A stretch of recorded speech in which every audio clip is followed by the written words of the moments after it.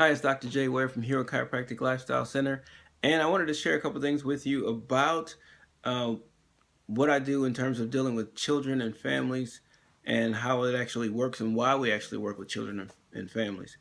So, when it comes to chiropractic, you have to keep in mind that what we're looking at is a disconnect between the brain and the body.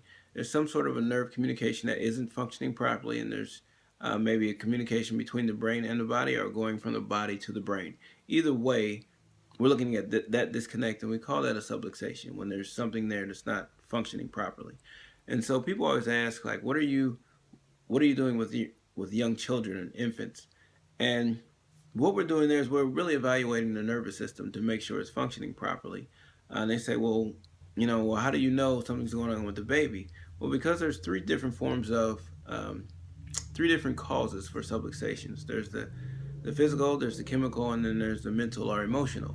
And so, just to address the physical at this time, I want to give you, one of the examples when it comes to physical and dealing with children. You're looking at, of course, the birth trauma.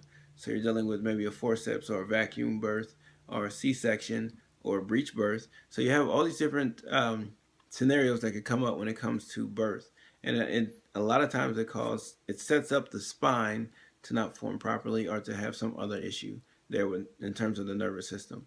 You look at childhood falls. I mean, kids are trying to walk, they're falling all the time. You also look at the back to sleep program, or you're dealing with the bouncy seats and stuff like that. These are like some of the things that are not really natural for our children, and that's what's setting them up for various other issues. So that was the first one, is the physical traumas when it comes to giving childbirth.